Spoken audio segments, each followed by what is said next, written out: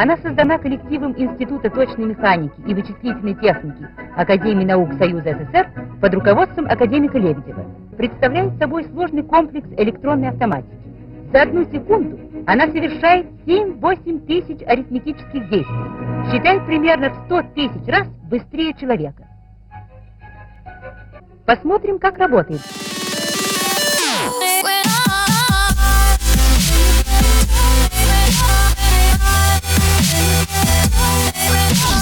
Приветствую вас, друзья, и сегодня у нас великий день. Вы спросите, почему? А все потому, что сегодня мы с вами станем свидетелями того, как ломаются стереотипы и разрываются устоявшиеся шаблоны. Заявление для разрыва первого шаблона написано на самой коробке данного девайса. И надпись на этой коробке гласит, что внутри нее находится 300-дюймовый супертелевизор. Следующий факт. Этот продукт является детищем сугубо китайской компании. Ну и чтобы добить вас уже окончательно, стоит заявить, что за данный продукт вам придется отдать примерно $650.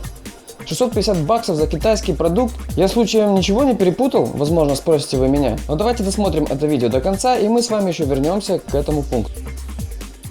Итак, друзья, сегодня речь пойдет об очередном обалденном проекторе от компании XGIMI, модель Z4 Aurora. Если вы новичок на моем канале, то скорее всего вы не в курсе, что я являюсь пользователем проектора XGIMI Z3, то есть предыдущая модель. Поэтому в этом видео я буду частенько сравнивать эти две модели. Кстати, забегая вперед, скажу, что при включении этот проектор любезно приветствует то ли сам себя, то ли нас, фанатов этого бренда, и звучит это так. Так что название компании читается просто Jimmy, и надо признать, что все это время я называл ее неверно. И не факт, что привычка не возьмет свое.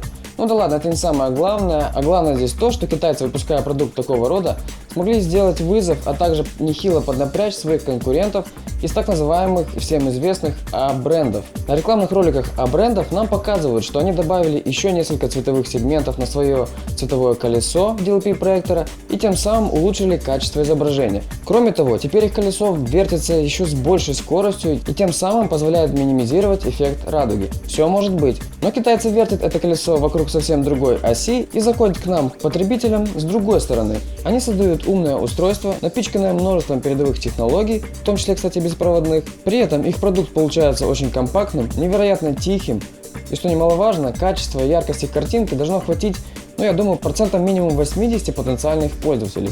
Кому может быть недостаточно параметров данного проектора, я расскажу вам в конце видео после полного обзора. Как сейчас модно говорить, меня просто бомбит, когда я вижу, что в достаточно недешевый проектор А-бренда не встроен, допустим, модуль Wi-Fi. В лучшем случае он идет в комплекте в виде отдельного дангла, который вы вставляете в немногочисленный USB-порт и пользуетесь. В худшем же случае вам нужно приобрести его еще отдельно за отдельные деньги.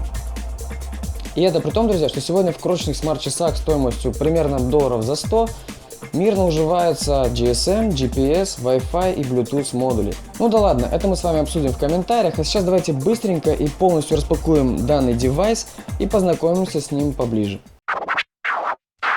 Итак, проектор упакован в стандартную картонную коробку с фирменным логотипом Jimmy. Открываем коробку, и нас встречает вот такая вот защитная упаковочка. Она из себя представляет такие вот трубки с воздухом внутри, которые, собственно, защищают наш проектор со всех сторон. Когда я сказал, что мы сейчас быстренько с вами распакуем проектор и перейдем далее к его обзору, я несколько погорячился, потому что этот проектор быстро распаковать нельзя.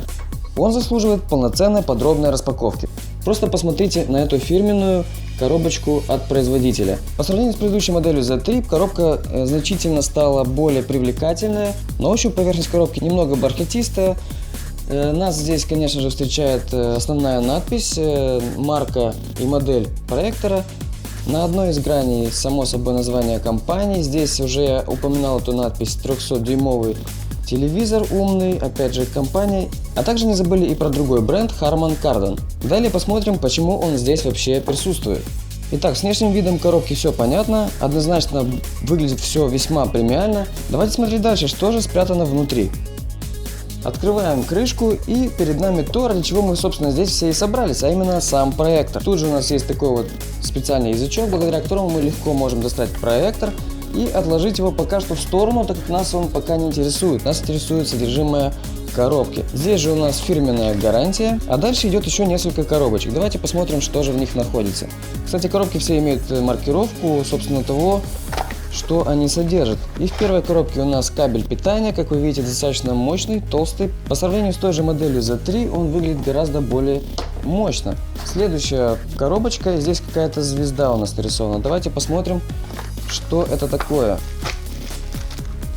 А это у нас специальный фирменный крепеж. Имеется маркировка компании. Надо сказать, что эта штука выглядит очень солидно. Сейчас быстренько я объясню, как это все происходит. У нас здесь на проекторе имеется 3 ножки. Они выкручиваются, и вместо них устанавливается вот, собственно, вот эта вот штучка. И она имеет здесь специальную резьбу, на которую мы можем накрутить штативы, подвесы и так далее. То есть вы можете расположить уже проектор на специальных стойках, подвесить под потолок или установить на стену. Также продумали производители то, чтобы эти ножки потом вкрутить обратно сюда и не потерять их. Ну а сейчас здесь пока хранятся винты, при помощи которых мы и закрепим эту ножку сюда. Очень интересно, выглядит все это очень продуманно и качественно, надо сказать. В следующей коробке у нас сразу 2 элемента, и давайте же с ними ознакомимся. Первый — это блок питания. Компания Jimmy использует свой фирменный блок питания. Опять же, сравнивая с моделью Z3, там был какой-то еще блок стороннего производителя. И еще один элемент в этой коробке, кстати, очень важный, это пульт. И вот вы посмотрите, как он просто замечательно у нас смотрится. Надо сказать, что он металлический, и сразу же ощущается его холодная поверхность. Ну, о пульте мы поговорим еще немножко позже, так как он весьма интересный, есть что о нем рассказать. Тут же в комплекте идет небольшой USB кабель для того, чтобы заряжать пульт от USB порта. Вот такая вот, друзья, комплектация идет у этого проектора. Очень все приятно раскрывается, приятно распаковывается, потому что видно, что ребята поработали над дизайном упаковки, над дизайном элементов. Реально получаешь наслаждение от этого процесса. Ну, а мы с вами идем далее и будем знакомиться уже непосредственно с самим проектором. И начнем мы по традиции с внешнего вида устройства. И надо сказать, что тут есть на что посмотреть. На мой взгляд, дизайн и материалы тут совсем не китайские. Смотрится все более чем премиально. При этом компактный размер проектора не может не радовать. Первое, что обычно вызывает вопрос у людей, которые видят этот гаджет впервые, что за виниловая пластинка наверху. Конечно же, в первую очередь это элемент дизайна, ну а кроме того на нем имеется сенсорная кнопка включения. А вот под ним прячется сенсор для распознавания жестов. Вращательными движениями вы можете регулировать громкость, а воздушными свайпами влево и вправо переключать треки. Ничего себе, да? На передней панели, само собой, находится объектив с защитной шторкой. При этом он так расположен, что нижняя грань проекции параллельна столу, ну или потолку, что позволяет проецировать изображение прямо с середины стола, как вы видите сейчас на фото. Дальше за красивой современной перфорацией передней решетки прячутся 2 стереодинамика по 4 Вт от американской компании Harman Kardon, которая, на минуточку, снабжает элитный автопром качественной акустикой. И звук тут на самом деле потрясающий для таких размеров. Чувствуется объем, хорошо отрабатывается басовая линия. При этом даже при максимальной громкости нет и намека на перегрузку. Боковые панели проектора, кстати, абсолютно свободны. На задней панели, кроме выходной решетки системы вентиляции, собраны все необходимые разъемы. При том, что проектор снабжен Wi-Fi модулем, сохранен разъем для проводного сетевого подключения. Под ним разъемчик для блока питания. Следом идут 2 разъема USB версии 2.0, 3.0, флешки, жесткие диски, проводные клавиатуры и мыши – это все сюда. 2 разъема HDMI для подключения ПК, цифрового телевидения, приставок и прочего. Также все еще присутствует разъем для композитного аудио-видео подключения. Для этого нужен вот такой вот кабель, который в комплекте не поставляется. Через 3,5 мм разъем выводится стереозвук на наушники. Ну а если нужно вывести многоканальный звук на вашу серьезную аудиосистему, придется докупить вот такой вот кабель SPDIF to RCA. По сравнению с моделью Z3 неожиданно пропал слот для карт памяти. Как так, Jimmy? Но парни из Jimmy улыбаются и говорят нам: дружище, не переживай. Есть у нас сюрприз, о котором мы забыли даже написать в инструкции. Просто переверни проектор, открути 3 ножки и сними крышку, на которой также нет ни малейшей информации об этом бонусе. И вот перед нами посадочное место для 2,5-дюймового SSD Винчестера. И это вам не карта памяти гигабайт на 128 максимум. Пульт в этой модели работает по Bluetooth, и про мертвые зоны и плохое срабатывание можно забыть. Как же этого не хватает модели Z3? Дизайн весьма лаконичный. Голосовые команды и голосовой поиск доступны только для ребят из Поднебесной, так что эта кнопка бесполезная для нас. А вот кнопку быстрого выключения звука почему-то зажали. На его нижнем торце кнопка сброса, разъем microUSB для зарядки встроенного аккумулятора, а также переключатель в режим настройки фокуса, который выполняется при помощи кнопок громкости. Этот режим, кроме того, активирует встроенный гироскоп, чтобы вы могли делать вот так. Дальше мы еще на это посмотрим. Здесь я привел технические характеристики. И основное, что надо знать. Разрешение проектора HD с поддержкой воспроизведения видео в Full HD и даже 4K. Яркость изображения 600 ANSI люмен. Срок службы светодиодных ламп порядка 30 тысяч часов. Размер проекции от 15 до 300 дюймов. Есть возможность корректировки трапеции как по горизонтали, так и по вертикали в пределах 40 градусов. Потребляет проектор до 90 Вт и весит всего лишь 1,2 кг. Работает девайс под управлением системы Android 4.3. Также проектор можно назвать практически всеядным в плане поддержки форматов фото и видео контента. Ставьте на паузу, если нужны подробности. А сейчас сравним внешне эти две модельки, а их изображение мы сравним немного позже. Ну а теперь, друзья, переходим к той части, которую вы обычно ждете больше всего. Мы включаем этого малыша и оцениваем его картинку. Включая проектор, давайте сразу же произведем замер шума, который генерирует это устройство. И тут я столкнулся с такой проблемой. Если обычно замер шума производится на расстоянии, порядка метра-полтора, то с этого расстояния проектор просто не слышно. Поэтому в данном случае, как вы видите, я расположил смартфон с мобильным шумомером, назовем так его, прямо рядом с проектором. Ну что, давайте посмотрим, сколько у нас показывает шумомер в полной тишине. 20 дБ. И сейчас я запускаю проектор.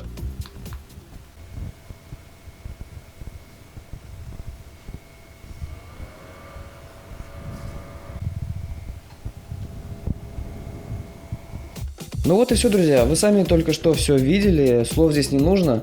То есть проектор абсолютно бесшумный. Уровень шума не имеет большого значения, когда вы смотрите фильмы и что-то шумное. Но если вы используете данный проектор в качестве монитора и сидите в тихом помещении, допустим, смотрите фотографии или серфите в интернете, то этот показатель имеет реальное значение, и в данном случае он просто на высоте. Вы, конечно, можете мне возразить: эй, парень, проектор только что включился, он еще не нагрелся, конечно, ему не требуется серьезная система охлаждения. И в этом есть доля правды. На самом деле, если смотреть серьезный контент, если выставить максимальную яркость, обороты повышаются и шум, соответственно, тоже немножко повышается. Но все это настолько незначительно, что просто не имеет значения на самом деле. И я позже вам это продемонстрирую. А вот перед нами экран, и вы видите, что на экране у нас нету фокуса. Сейчас мы будем это поправлять. И интересная фишка этого проектора в том, что фокус здесь моторизированный, и сейчас я покажу, как это работает. На пульте имеется специальный тумблер, я уже вам показывал его при распаковке. Мы переводим его в положение фокуса, и кнопками регулировки громкости мы настраиваем фокус. Вот так вот это выглядит. Ну вот и все. Без лишних проблем мы настроили фокус, и перед нами четкая, яркая, сочная картинка. А теперь, что касается размеров экрана. Проектор расположен на расстоянии 2,5 метров от экрана, при этом ширина получилась около 2 метров, высота 1,15 м, ну а диагональ выходит порядка 100 дюймов. А теперь посмотрите, на что способен этот малыш. Фотографию я взял с форума FOPDA, где пользователь проектора Z4 Aurora спроецировал изображение на трехэтажный дом. Ширина проекции получилась порядка 9 метров, ну а высота вы видите, что составляет примерно высоту самого здания. Вот такой вот кинотеатр можно устроить где-нибудь под открытым небом. Сейчас перед нами новый интерфейс от компании Jimmy, и вот эти большие значки на экране — это по версии Jimmy самые востребованные приложения. В правой части, если пролистать, располагается приложение, которое вы уже установили сами. Эти иконки вы можете сортировать, редактировать, перемещать, а также можете создавать папки со своими наборами приложений. Если переместиться вниз, то открывается быстрое меню. Сюда вы можете добавить любые приложения из вашего списка, и они всегда будут доступны у вас в быстром меню. Вот, собственно, вот так это и выглядит. Если переместиться полностью в левую часть, то появляется меню, где мы выбираем источник сигнала. Здесь вы видите встроенную память, 2 HDMI и аудио-видео. Если вставить USB флеш, то появится в этом списке и она. Перемещая курсор вверх, мы открываем статус-бар. Здесь вы видите сразу несколько пунктов. Первый из них — это переход от стандартного вида к бизнес-стилю. Тем самым вы переводите интерфейс, адаптированный скорее больше к презентациям. Как вы видите, меняются значки, и все ориентируется больше на подачу каких-то документов, нежели развлекательного контента. Мы возвращаемся обратно к стандартному виду. Дальше по списку в статус-баре у нас идет быстрый доступ к Wi-Fi и Bluetooth подключениям. Если же взять и резко вот так вот стряхнуть пульт, то вы видите, появляется вот такой вот курсор. Вы вводите пультом в стороны и имеете доступ ко всем этим приложениям. Нажав ОК и пролистывая опять же пультом вправо-влево, вы имитируете свайп вправо-влево, соответственно, как на сенсорном экране. В принципе, штука удобная, но могу сказать, что работает она где-то баллов на 7-8 из 10, потому что иногда курсор несколько неадекватно реагирует на действия пультом. По крайней мере, у меня таких пару случаев уже было. Давайте заглянем в общие настройки системы. Настройки поделены на несколько основных блоков. И давайте первое начнем с интернациональных настроек. То есть нас интересует наличие русского языка, конечно же, в проекторе. На самом деле он есть, но перевод здесь, судя по всему, машинный. Поэтому, если вас не пугают такие названия, как «голубой зуб» вместо Bluetooth и прочее, то вы можете, конечно, пользоваться, и все будет у вас хорошо. Насколько я знаю, в последней прошивке уже хорошо поработали над русским переводом, поэтому, если есть желание, можно поставить, и будет все еще лучше. Ну а я пока переведу на английский, так как просто мне больше нравится и смотрится все гораздо более привлекательно. И давайте прямо начнем по разделам. Первый раздел касается настройки сетей, и первый пункт — настройки Wi-Fi. Здесь ничего сложного, просто список доступных Wi-Fi сетей. Заходить не будем. Прокси сетап: вы настраиваете прокси на проектор, если нужно. В этом пункте проектор может являться точкой доступа по Wi-Fi. Miracast для Android. Для того, чтобы воспользоваться функцией Miracast, вам необходимо запустить ее на проекторе. Появляется запрос и поиск вашего устройства Android. А на самом устройстве Android, будь то планшет или смартфон, вы нажимаете беспроводной монитор, который находится в разделе «Экраны». И через какое-то время подключаются наши устройства друг к другу, и вы видите, что экран планшета моего дублируется полностью на экране проектора. Ну и давайте зайдем, скажем, в приложение YouTube. Единственное, что это сопряжение нельзя назвать очень стабильным, поэтому больших надежд не стоит на него возлагать. Вот, собственно, вы видите, как передается, и есть некоторые помехи на экране. Да, ну иногда притормаживает. Скорее всего, оно больше подойдет для трансляции фото и более статичных изображений. Но, тем не менее, удобно пользоваться можно. AirPlay то же самое, только, насколько я знаю, для iPhone. И DLNA отвечает за доступ к вашей медиаколлекции на вашем персональном компьютере. Следующий раздел — это Bluetooth и внешние устройства. Здесь ничего, опять же, сложного, просто ищем устройство, подключаемся. Можем подключить сюда Bluetooth приемник аудиосигнала, и у вас будет стереозвук передаваться по беспроводной технологии. Следующий раздел очень интересный — это настройка проекции. Первый пункт отвечает за режим работы светодиодов. И сейчас это у нас режим просмотра фильмов, есть режим повышенной яркости, а также есть режим кастомной настройки. Этот пункт также присутствует в быстром меню, который я вам позже продемонстрирую. Дальше режим проецирования, то есть проектор может быть установлен вверх ногами, может быть установлен за экраном, все это здесь выбирается. Keystone Correction, другими словами, это коррекция трапеции, и это очень интересная функция, которая появилась в этом проекторе. Если вы устанавливаете проектор под углом, допустим, по вертикали он у вас наклонен, либо даже если вы установили проектор где-то сбоку от своего дивана, в этой модели это все можно поправить. И давайте я сейчас сымитирую искажение трапеции, я поворачиваю проектор, и вы сейчас видите, что у нас изображение искривилось. Выделяя каждый угол отдельно, мы абсолютно легко управляем его смещением, как по вертикали, так и по горизонтали. Тем самым вы можете скорректировать изображение, и все это работает в пределах 35-40 градусов по вертикали и горизонтали. Само собой, не стоит забывать, что все это выполняется за счет цифровой коррекции. Это может несколько сказаться на качестве, но в любом случае это очень классная функция, которая часто просто может спасти положение. Идем далее. Следующий пункт у нас бесступенчатый зум. Здесь у нас имеются предустановки по соотношению сторон, а также имеется равностепенный зум. Сейчас вы видите максимальное уменьшение, это раза в 1,5 где-то получается. Кроме того, можно регулировать отдельно по вертикали и по горизонтали. Зачем это нужно, мне сложно представить, но возможно в некоторых случаях кому-то может понадобиться. И почему-то в этом же разделе находится настройка скорости кулеров. И сейчас вы увидите, насколько мощная может быть система охлаждения. Правда, до такого довести проектор даже не знаю, что нужно сделать, то есть я не слышал, чтобы проектор автоматически доходил до таких значений. И сейчас мы посмотрим, сколько же максимум децибел может выдавать система охлаждения проектора при максимальной скорости вращения вентилятора. Включаем 10-ю позицию. Я нахожусь на расстоянии метра от проектора, и сейчас вы слышите его звук. Ну а дальше идет все на уменьшение. Переходим к общим настройкам проектора, и в графе «Общий» у нас первый пункт идет источник загрузки. Здесь вы можете выставить, какой источник сигнала будет активирован при включении проектора, то есть это оба HDMI или аудио-видео. Следующая версия рабочего стола мы уже видели, стандартная или бизнес. Также активировать или дезактивировать жесты, которые можно производить над проектором, я уже об этом говорил.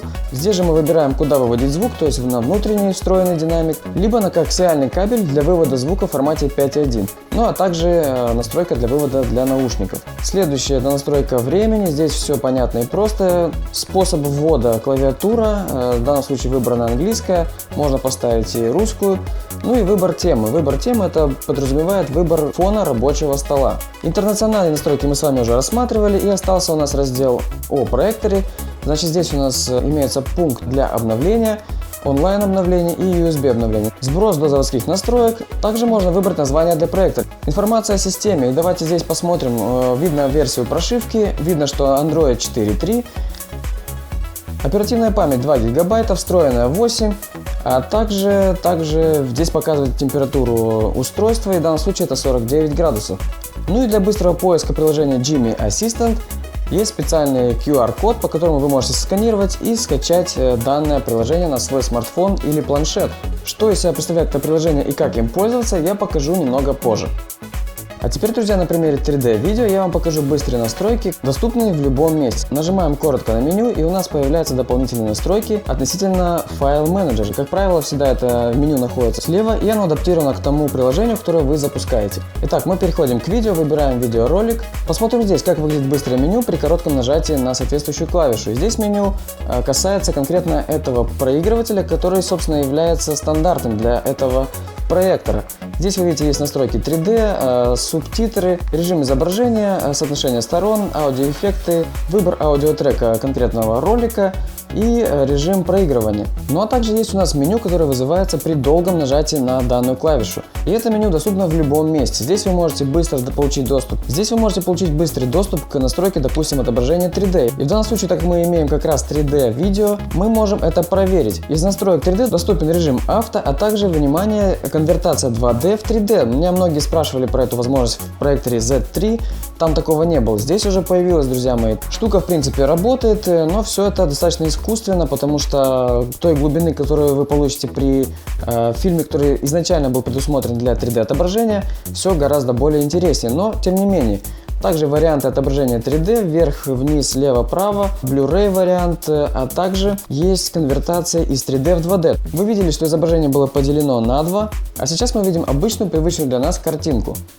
Ну и давайте посмотрим, как работает сам 3D вариант.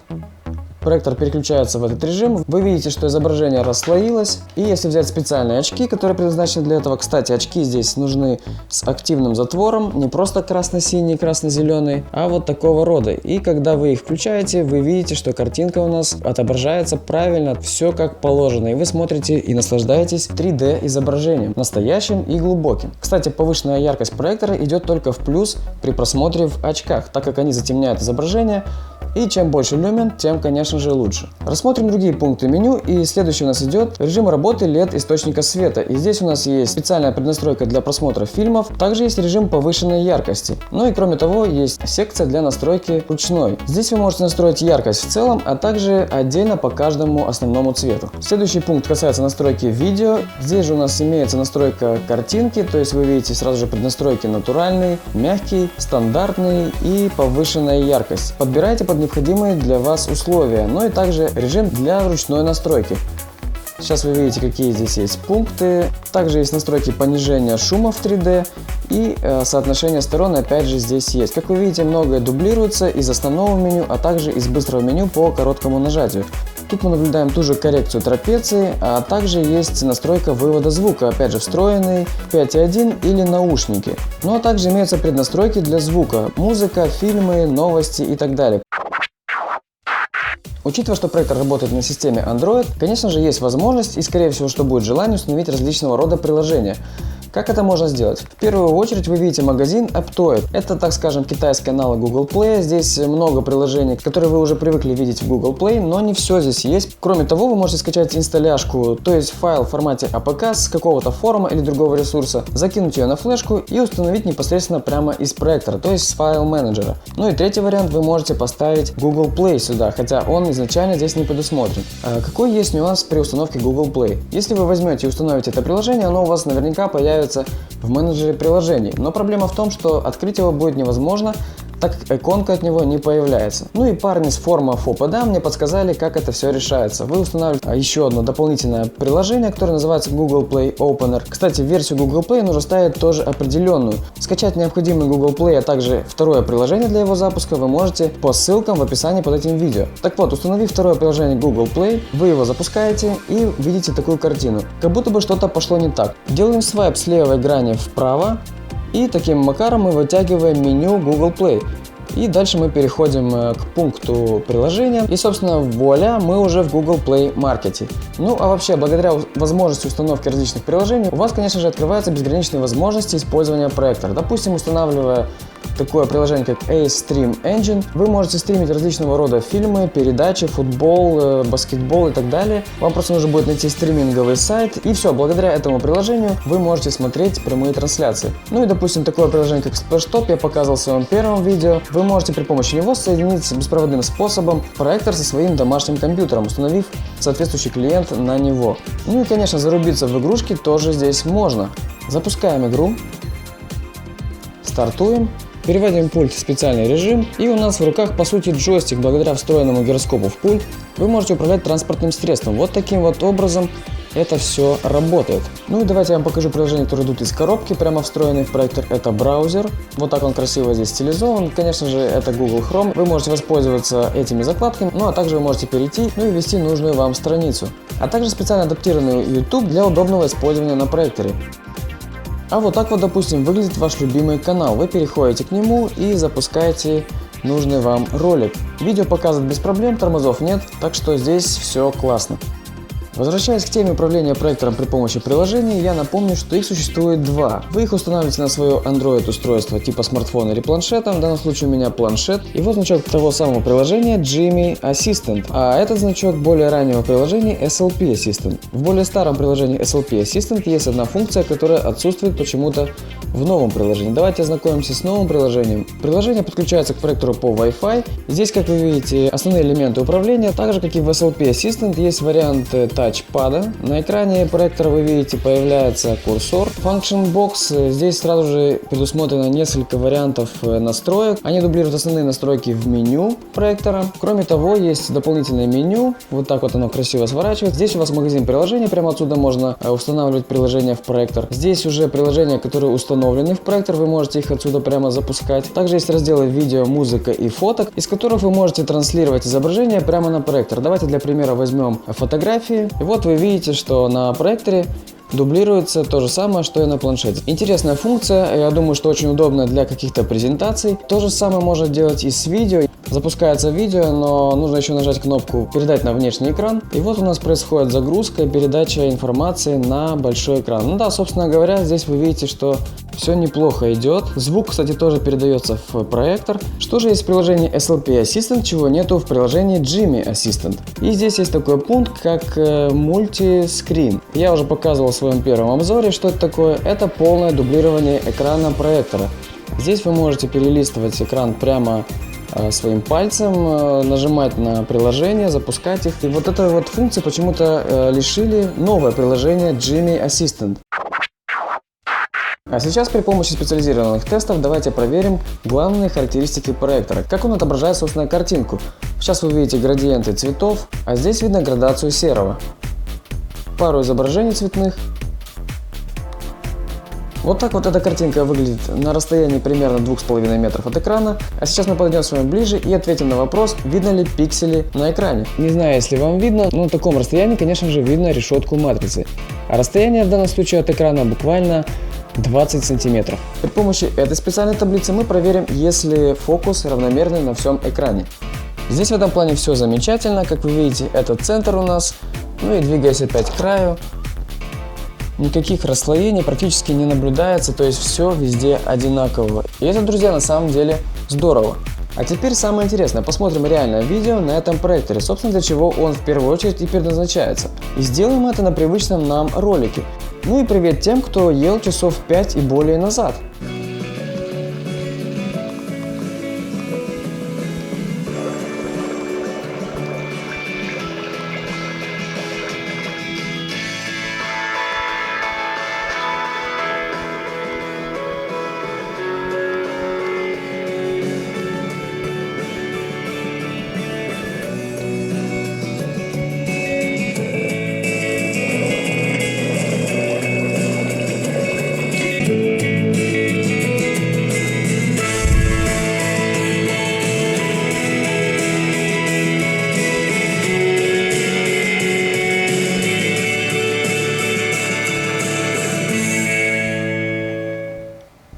Вот так вот звучал Harman Kardon.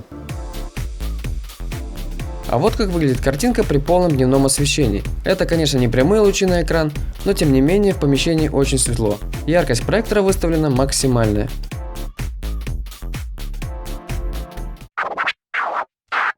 Проведем эпик сравнения двух моделей. Jimmy Z3 слева и Z4 справа в условиях полной темноты. Оба проектора находятся на расстоянии 1,5 метров от экрана, при этом диагональ у них вышла порядка 56 дюймов. Разница очевидна. Особенно удивительно, насколько белый цвет на Z4 белее, чем на Z3. Конечно же, при просмотре видео на Z3 я и не думал, что на самом деле белый не совсем-то и белый, а тут вот оно как Михалыч. Но больше всего разницу почему-то заметно на статических изображениях. Даже не верится. Может быть, в Jimmy, кроме повышения яркости, пересмотрели и режим работы светодиодов в целом? Теперь тот же гастрономический шедевр, только уже при частичном затемнении помещения.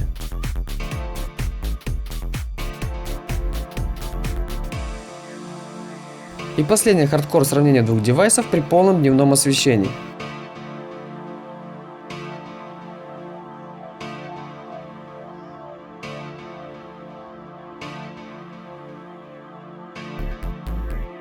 Вот теперь вы увидели все.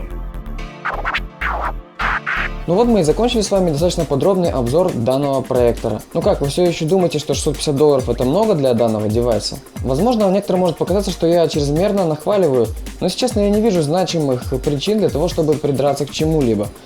Более того, я пытался найти отзывы негативные в первую очередь на форумах, а также в отзывах магазина на AliExpress, и там сплошной позитив, друзья. Впрочем, вы и сами можете в этом убедиться. Да, кстати, в начале видео я обещал сказать, кому данный проектор может не подойти. В первую очередь это те, кому нужен проектор для презентаций. Я специально в данном видеообзоре продемонстрировал, как выглядит изображение при достаточно сильном освещении. Если для вашей презентации требуется достаточно мощное освещение для того, чтобы ее посетители могли что-нибудь записывать, то мощности данного проектора может не хватить. И в этом случае проекторы А-брендов, специализирующиеся на презентациях, будут более выигрышные. Но если для вашей презентации приемлемо небольшое затемнение, а расстояние от проектора до экрана будет не очень большим, то все выглядит куда более красиво.